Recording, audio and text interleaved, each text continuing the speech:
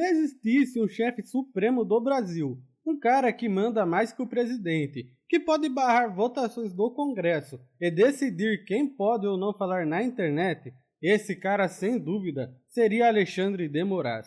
Mas calma lá, como o único ministro do STF conseguiu tanta influência? Afinal, ele não foi eleito por ninguém, mas mesmo assim, políticos, senadores e até presidentes parecem pisar em ovos quando o assunto é bater de frente com ele. Será que é medo? Será que é estratégia? Ou será que a nossa democracia virou uma grande peça de teatro, onde alguns atores têm falas e outros só assistem? Hoje, vamos entender como Alexandre de Moraes se tornou um dos homens mais poderosos do país, como o STF funciona nos bastidores e, claro, o motivo pelo qual ninguém tem coragem de desafiá-lo.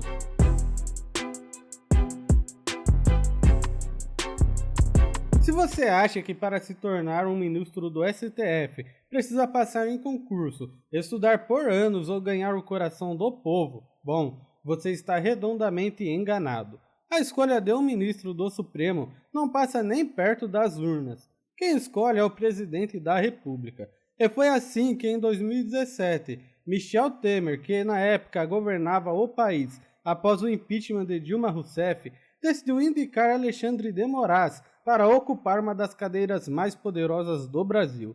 Agora, imagine você ter um emprego onde ninguém pode te demitir, seu salário é altíssimo e suas decisões podem até sobrepor as do presidente. Sonho? Para Alexandre de Moraes é só mais um dia de trabalho.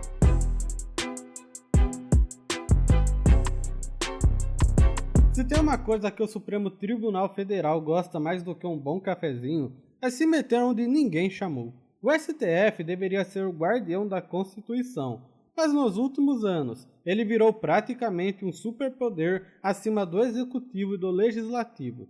Quer um exemplo? O Congresso aprova uma lei, o presidente sanciona, e aí do nada alguém do STF levanta a mão e diz: calma rapaziada, isso aqui não vai rolar não. E pronto, a decisão cai, simples assim. Em 2020, por exemplo, o STF barrou a nomeação de Alexandre Ramagem para a Polícia Federal, uma decisão que caberia ao presidente. Em 2021, a Corte impediu Bolsonaro de expulsar diplomatas venezuelanos do Brasil. Mais recentemente, o próprio Moraes tomou a frente na cassação de parlamentares e na perseguição contra figuras públicas, alegando ameaças à democracia. E adivinha? Ninguém faz nada. O Congresso e o Senado poderiam limitar esse avanço, mas preferem se manter calados. É porque ninguém faz nada para deter o avanço da influência do STF e Alexandre de Moraes.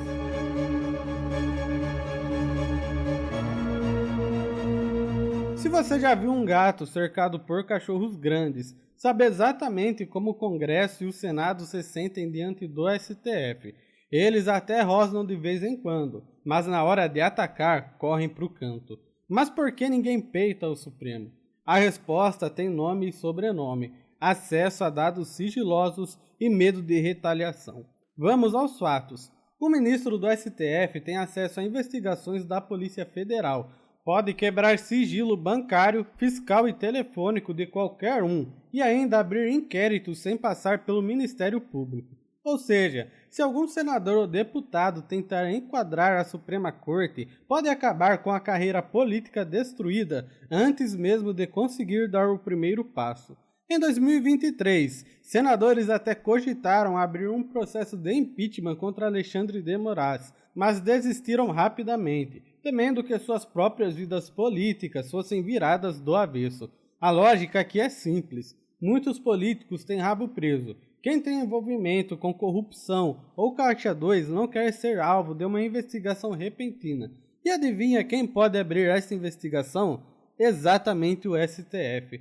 O que temos no Brasil hoje é um cenário onde o STF manda e desmanda, enquanto o Congresso e Senado assistem de camarote, torcendo para não serem os próximos alvos. E aí que chegamos ao ponto principal: a corrupção é o maior combustível de poder do STF.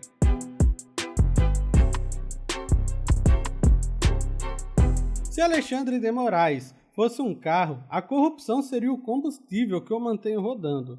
Mas e se não houvesse corrupção? E se o Congresso fosse composto por políticos sem histórico sujo, que não têm medo de retaliação?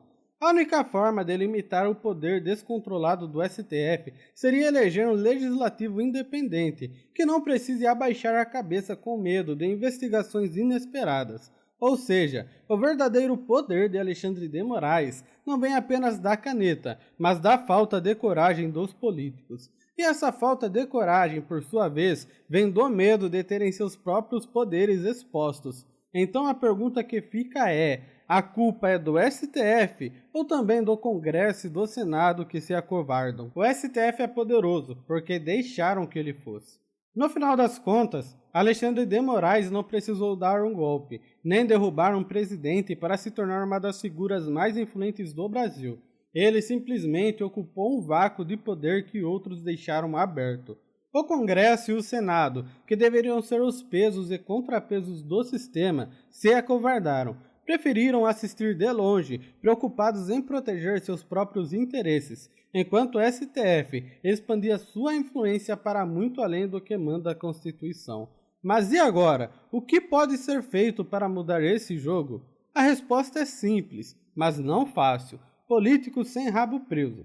Enquanto o Congresso for comandado por figuras envolvidas em escândalos e fraudes, a tendência é que o STF continue acumulando cada vez mais poder, sem que ninguém ouse questioná-lo. Então, a grande questão é: como limitar Alexandre de Moraes? Mas sim, quando vamos parar de eleger políticos que têm medo de enfrentá-lo. E você, o que acha? O STF tem poder demais ou os outros poderes têm coragem de menos? Comente aqui embaixo. E se você gostou do vídeo, deixe o like, se inscreva e fique por dentro de tudo o que acontece no mundo dinâmico em que vivemos.